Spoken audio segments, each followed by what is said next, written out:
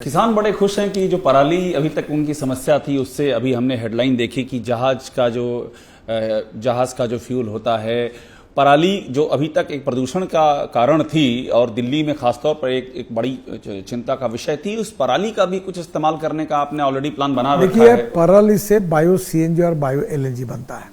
हमारे देश में 185 प्रोजेक्ट ऐसे हैं जिनका काम शुरू है, जो पंजाब, हरियाणा और विशेष रूप से उत्तर प्रदेश 100 शुरू है और 36 प्रोजेक्ट पूरे हुए हैं जो बायो सीएनजी और बायो एलएनजी तैयार करते हैं, जिससे ट्रैक्टर, बस और ट्रक चल रहे और पेट्रोलियम मिनिस्ट्री को बेचते हैं।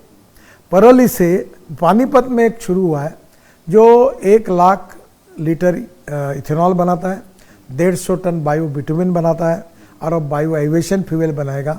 और वर्ल्ड में ये निर्णय हुआ है कि अब एविएशन फ्यूल में करीब 8% एविएशन फ्यूल डाली जाएगी, बायो फ्यूल डाली जाएगी एविएशन फ्यूल। हाँ, अभी हमने देहरादून से स्पाइस जेट का एक विमान 50% एविएशन फ्यूल डालकर, बायो एविएशन फ्यूल डाल के दिल्ली में लाया था। अच्छा। विस्तारा का विमान आया है। तो देश में क्रांति होगी। अब किसान केवल अन्नदाता नहीं होगा, केवल ऊर्जादाता नहीं होगा, केवल बिटुमिन दाता नहीं होगा, तो वो हवाई ईंधन दाता बनेगा। ये हमारे लिए खुशी है और इसलिए diversification of agriculture towards energy and power sector हम कर रहे हैं। और सबसे बड़ी बात है कि G20 के कारण अब वर्ल्ड की टेक्नोलॉजी आएगी, वर्ल्ड के स्टैंडर्ड्स आएंगे, एक दूसरे की मदद होगी और बायो एविएशन फ्यूल का उत्पादन बढ़ के गाँव, गरीब, मजदूर, किसान का भला होगा। कलकरी, जिसका एक दूसरा पहलू ये भी है, उसकी भी चिंता दूर कीजिए कि जिनके पास डीजल की गाड़ियां हैं, पेट्रोल की गाड़ियां हैं, जब आप ज्यादा इस्तेमाल इनका करेंगे तो आपको उनको डिस्करेज करना होगा। तो डिस्करेज करने के लिए कहीं ऐसा तो नहीं है कि कुछ ऐसा होने जाए जो उनकी बजट पर भारी पड़ जाए, वो महंगी पड़ जाए? देखिए, पहली बात तो ऐसे कि इलेक्ट्रिक में जीएसटी 5% है और पेट्रोल डीजल पर 48% है। और दूसरी बात देखिए, जब हमारी सरकार आई तब 48% कार जो बेची जाती थी 48% डीजल की होती थी, अब 18% पे आई है। डीजल बहुत ही हजारडस है।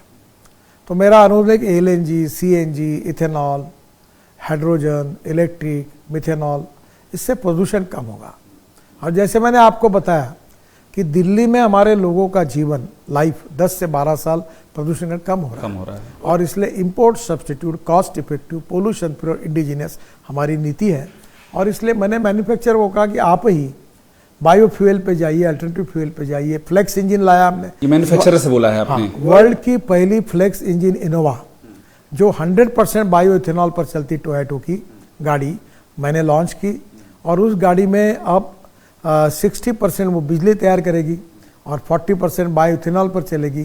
प्रदूषण नहीं के बराबर होगा और एवरेज का हिसाब लगाया तो 25 रुपये लीटर पेट्रोल का भाव होगा, तो कंज्यूमर का भी फायदा होगा। तो अब धीरे धीरे लोगों को मैंने कहा कि आप अब डीजल के बजाय अल्टरनेटिव फ्यूल और बायो फ्यूल के, इलेक्ट्रिक के, उसके आप कोई टाइमलाइन भी है कि जिस टाइमलाइन में आप ये सोचते हैं कि ये शिफ्ट हो जाए कि लोग डीजल से? नेचुरली होगा।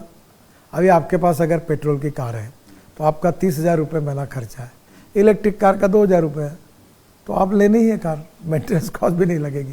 ये कहने के अभी देश में इलेक्ट्रिक, आप महंगा तो नहीं करने जा रहे हैं डीजल की कार को? पहली बात तो मेरे अधिक महंगा करना मेरे अधिक, हाँ, आपके अधिकार में नहीं, लेकिन आपकी जानकारी हो सकता है। पर मुझे लगता है कि इंडस्ट्री ने ये महंगा होने की राह न देखते हुए उन्होंने खुद होकर अगर अल्टरनेटिव फ्यूल पर, बायो फ्यूल पर जाएंगे तो देश का ये प्रॉब्लम सॉल्व हो सकता है।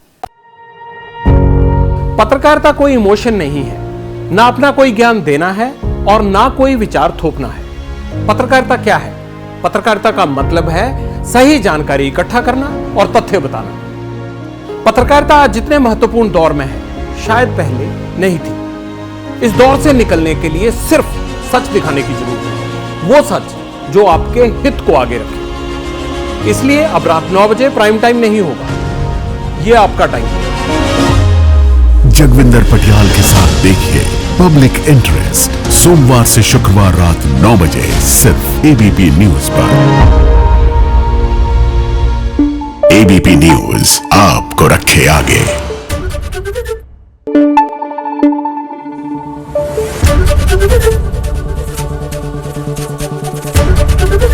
एबीपी न्यूज आपको रखे आगे।